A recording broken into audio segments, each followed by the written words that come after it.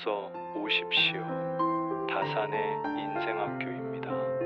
이 채널은 조선 최고의 시학자 정약용 선생의 삶과 지혜를 현대의 언어로 풀어내어 여러분의 하루하루를 조금 더 따뜻하고 단단하게 만들어드리기 위해 세워진 공간입니다. 권력도 재산도 모두 빼앗긴 채 강진 유배지에서 18년을 버텨낸 사람. 그러나 그 긴 세월 동안 무너지지 않고 오히려 목민심서와 경세유표 같은 불멸의 지혜를 세상에 남긴 사람.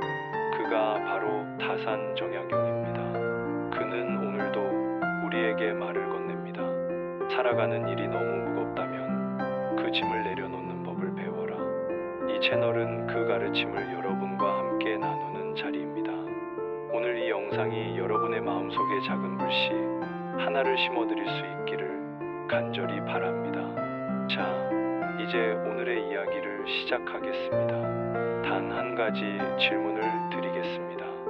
왜 스스로 인생을 무겁게 짊어지고 사는가? 이 질문이 낯설게 느껴지신다면 아직 이 물음을 진지하게 마주한 적이 없으신 겁니다. 그리고 이 질문을 지금 놓치신다면 앞으로도 같은 실수를 반복하실 것입니다. 오늘 이 자리에서 잠시 멈춰서서 자신의 마음을 들여다보시길 바랍니다. 이런 장면을 상상해 보십시오. 은퇴 후 텅 빈 거실에 혼자 앉아 텔레비전을 멍하니 바라보며 한숨을 내쉬는 순간, 손주와의 대화가 끊기고 공허한 웃음만 남는 순간, 병원 대기실에서 번호표를 쥔 채 외롭게 기다리는 그 긴 시간. 이것이 무거운 마음이 만들어낸 현실입니다. 어디선가 본 듯한 풍경이지 않으십니까? 어쩌면 지금 이 순간 여러분 자신의 이야기일 수도 있습니다. 그러니 지금 딱 5분만 이 영상에 집중해 주십시오. 이 5분을 견디지 못한다면 남은 근심과 보람없는 반복 속에서 조용히 흘러가고 말 것입니다. 그러나 이 5분을 붙잡는다면 여러분의 노년은 다시 단순해지고 진짜 즐거움으로 가득 채워질 것입니다. 정약용은 평생을 권력과 학문 그리고 백성을 위해 몸을 던졌습니다. 그러나 그가 말년에 깨달은 것은 놀랍도록 단순했습니다. 마음을 복잡하게 두면 길이 막히고 단순하게 하면 길이 열린다. 이것이 그의 깨달음이었습니다. 이것을 놓치면 결국 스스로 병을 불러들이게 됩니다. 현대인의 노년은 단순해져야 하는데 오히려 더 복잡해지고 있습니다. 서울의 한 아파트에서 만난 74살 할머니의 하루를 한번 살펴봅시다. 아침에 눈을 뜨면 제일 먼저 혈압계와 당뇨 수치를 확인합니다. 스마트폰을 켜고 연금이 들어왔는지, 며느리에게서 답장이 왔는지 카톡 알림을 살핍니다. 점심 무렵에는 뉴스에서 들려오는 경기 불황 이야기에 마음이 무거워지고 저녁에는 내일의 병원 예약과 해야 할 일들을 점검하다가 불안한 마음으로 겨우 눈을 붙입니다. 하루는 짧은데 머릿속은 늘 복잡합니다. 이것이 그녀가 남긴 말입니다. 정약용도 젊은 시절은 크게 다르지 않았습니다. 경조의 총애를 받으며 벼슬길에 올랐으나 경쟁과 시기로 마음은 늘 긴장했습니다. 밤새 글을 쓰고 사람들 사이에서 명예를 지키려 애쓰던 그는 결국 병들고 지쳐갔습니다. 그가 유배지에 도착하고서야 비로소 깨달았습니다. 세상에서 가장 어리석은 일은 스스로의 마음을 무겁게 만드는 것이라는 것을. 복잡한 마음은 몸을 병들게 합니다. 걱정은 스트레스 호르몬을 쏟아내고 면역력을 떨어뜨리고 수면을 망가뜨립니다.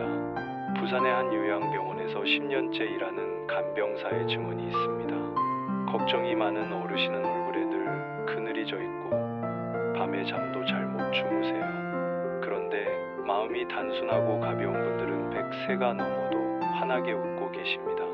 정약용은 또렷하게 경고했습니다. 걱정은 답이 아니다. 걱정은 병이고 해답은 실천이다. 그렇다면 어떻게 해야 하는가? 지금부터 다산이 가르쳐준 4가지 방법을 하나씩 풀어드리겠습니다. 첫 번째, 작은 기쁨을 매일 만들어야 합니다. 정약용은 강진 유배지에서 아무것도 가지지 못한 채 살았습니다. 벼슬도 재산도 큰 집도 모두 작은 즐거움을 찾아냈습니다. 아침에 창문을 열면 오늘은 어떤 하늘인가 묻고 맑으면 산책을 나서며 하늘이 나를 부르시는구나 했고, 비가 오면 책을 펼치며 오늘은 글을 쓰라 하시는구나 했습니다. 바닷가를 걷다가 조개 껍질 하나만 주워도 그는 만족했습니다. 햇살에 반짝이는 이 작은 조개가 내 하루를 환하게 한다. 그가 남긴 말입니다. 현대에도 같은 지혜를 실천하는 어르신들이 있습니다. 경기도 성남에 사는 77살 어르신은 아침마다 베란다에서 화분을 살핍니다. 작은 새싹이 하루하루 자라는 게 신기해서 아침마다 눈을 뜨면 설렌다고 합니다. 이게 내 삶을 버티게 해줍니다. 라는 그분의 말씀이 가슴에 오래 남습니다. 인천의 71살 할머니는 잠들기 전 일기장에 오늘 좋았던 일 한 가지를 반드시 적습니다. 마트에서 과일을 싸게 샀다든지 손주가 웃으며 전화해 줬다든지 사소한 걸 적다 보면 하루가 감사로 바뀐다고 하셨습니다. 작은 기쁨이 왜 이렇게 소중한 것일까요? 첫째로 매일 반복할 수 있습니다. 큰 행복은 가끔 오지만 작은 기쁨은 매일 만들 수 있습니다. 둘째로 돈이 들지 않습니다. 하늘을 바라보는데 무슨 돈이 필요합니까? 따뜻한 차 한 잔을 마시는데 얼마나 드는가요? 셋째로 나이에 상관없습니다. 몸이 불편해도 주머니 사정이 넉넉하지 않아도 작은 기쁨은 얼마든지 누릴 수 있습니다. 정약용은 훈계했습니다. 하루의 기쁨 하나를 만들라. 그것이 모여 너의 생애를 지탱할 것이다. 오늘부터 딱 하나만 실천해 보십시오.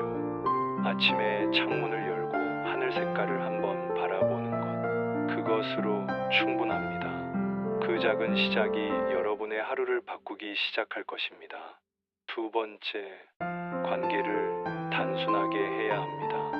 나이가 들면 외로움이 두려워 여기저기 모임을 늘리려 합니다. 그러나 그 만남이 오히려 마음을 더 피곤하게 만드는 경우가 많습니다. 서울 종로에 사는 69살 할머니의 사례가 그렇습니다.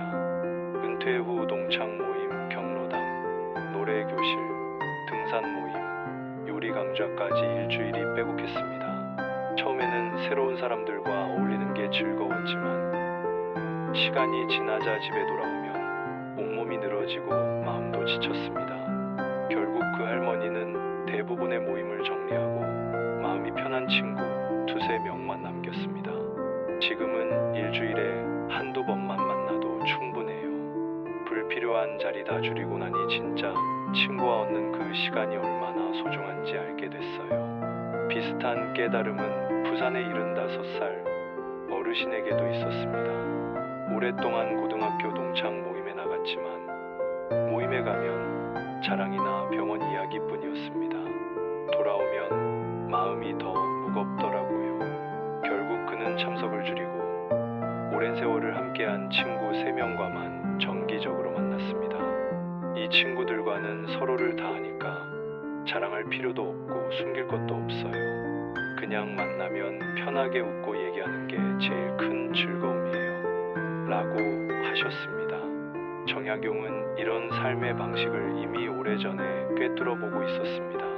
좋은 벗 한 명이 나쁜 벗 10명보다 낫다. 좋은 벗은 나를 키우고 나쁜 벗은 나를 소모시킨다.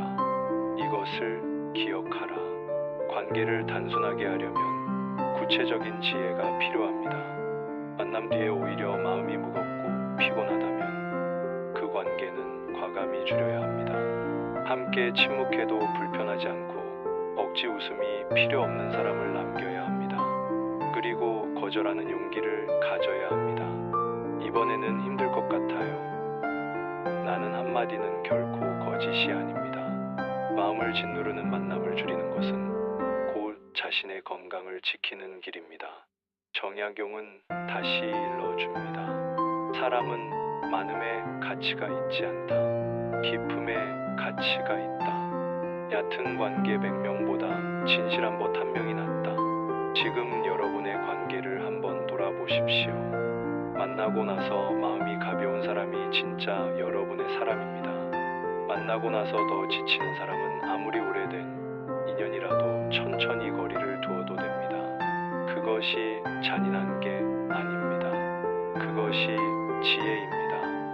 번째, 하고 싶은 일에 시간을 써야 합니다.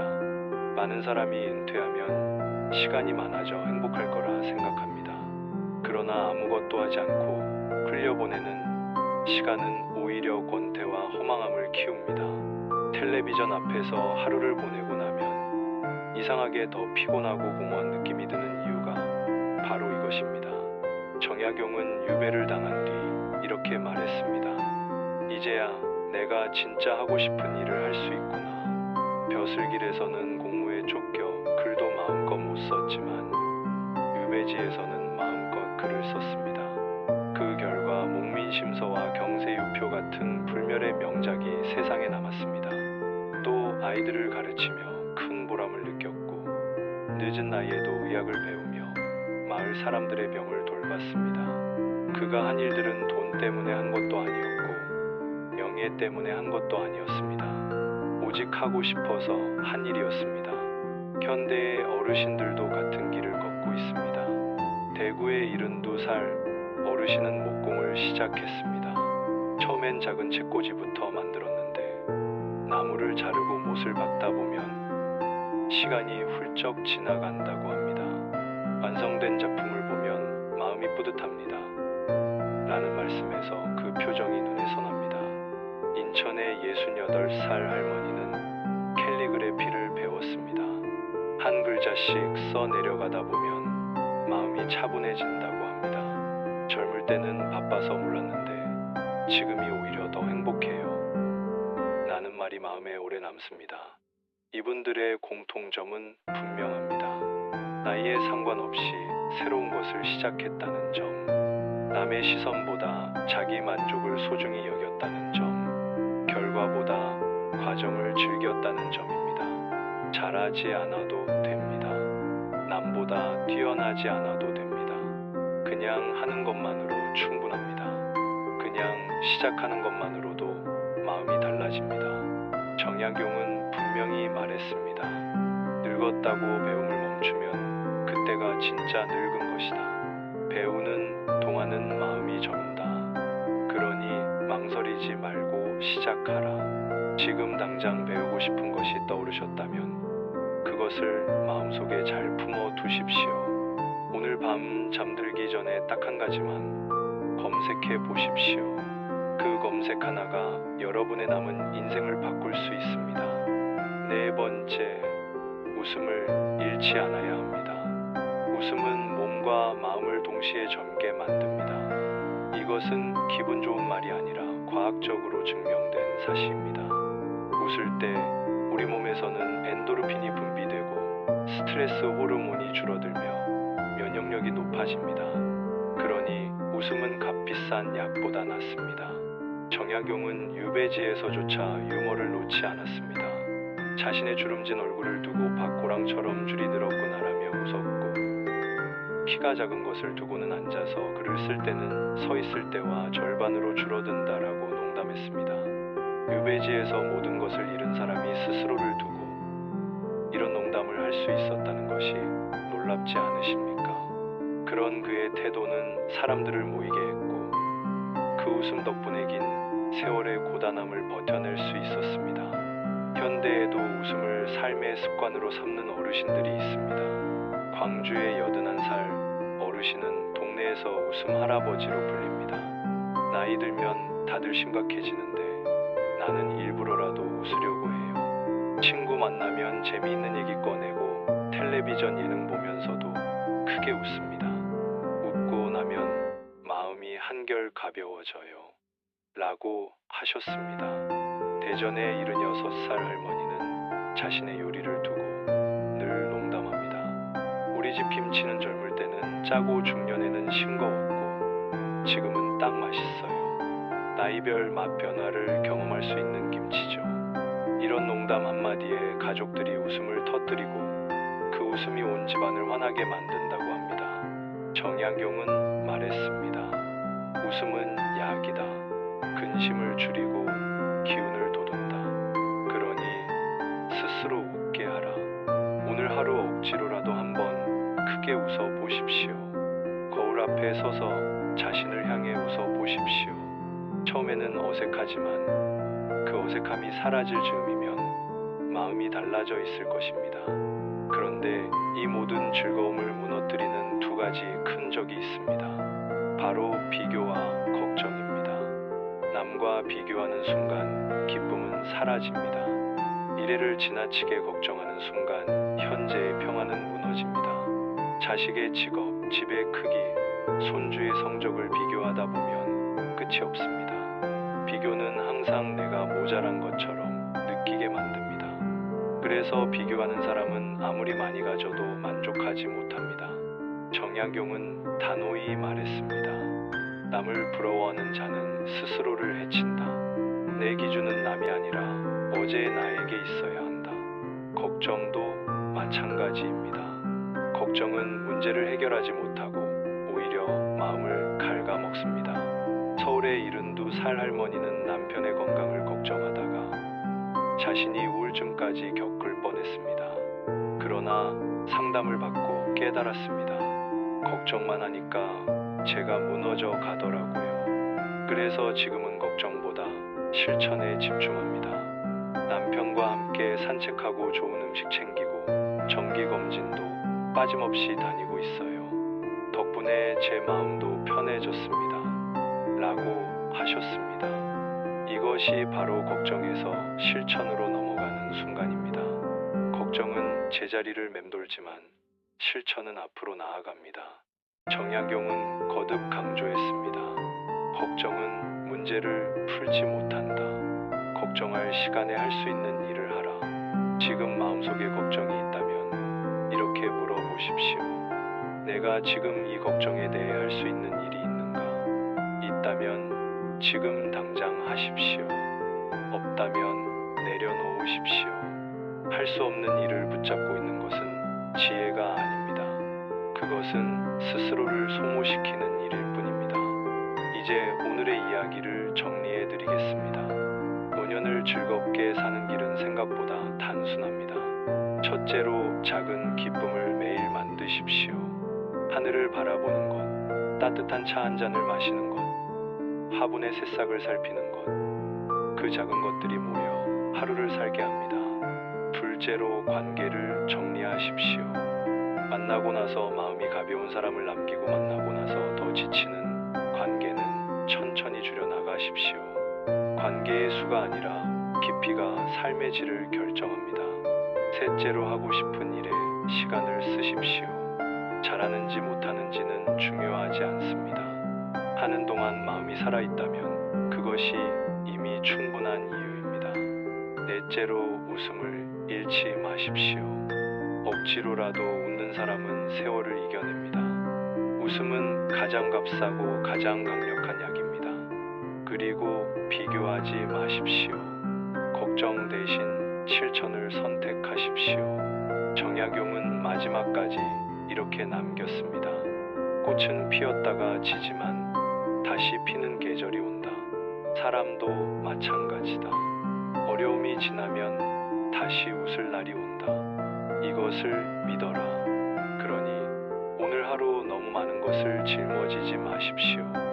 아침에 창문을 열며 햇살을 느끼십시오. 편한 친구와 웃으며 차 한 잔을 나누십시오. 오래 바라던 일을 조금이라도 시작하십시오. 무엇보다 자신을 남과 비교하지 마십시오. 불필요한 걱정에서 벗어나십시오. 행복의 열쇠는 결국 내 마음 안에 있습니다. 그러니 지금이라도 늦지 않았습니다. 여러분의 노년은 다시 아름답게 피어날 수 있습니다. 오늘 이 영상이 마음에 닿으셨다면 지금 바로 좋아요 버튼을 눌러주십시오. 좋아요 하나가 여러분의 진심이 되어 이 채널을 살아 숨쉬게 만듭니다. 구독은 아직 안 하셨나요? 지금 구독 버튼을 눌러주시면 앞으로 다산의 지혜를 가장 먼저 만나실 수 있습니다. 구독은 무료이고 언제든지 취소하실 수 있습니다. 그러나 한번 이 채널의 이야기와 함께 하시다 보면 아마 취소하실 일이 없을 겁니다. 다산의 인생학교는 단순히 옛사람의 이야기를 전달하는 채널이 아닙니다. 이 채널은 여러분의 오늘과 내일을 위한 살아있는 지혜를 나누는 공간입니다. 조선의 유배지에서 태어난 이 가르침이 어떻게 지금 이 시대를 사는 우리의 삶을 바꿀 수 있는지 앞으로도 계속해서 보여드리겠습니다. 다음 영상에서는 정약용이 자녀에게 남긴 편지에 담긴 이야기를 풀어드릴 예정입니다. 험한 세상에서 자식에게 어떤 마음을 전했는지, 그 진심이 오늘날 부모된 여러분의 마음과 어떻게 맞닿아 있는지를 함께 나눌 것입니다. 절대 놓치지 마십시오. 알림 설정을 켜두시면 새 영상이 올라올 때마다 가장 먼저 소식을 받으실 수 있습니다. 화면 오른쪽 아래 종 모양 아이콘을 눌러 주십시오. 그 작은 클릭 하나가 여러분과 이 채널을 이어주는 끈이 됩니다.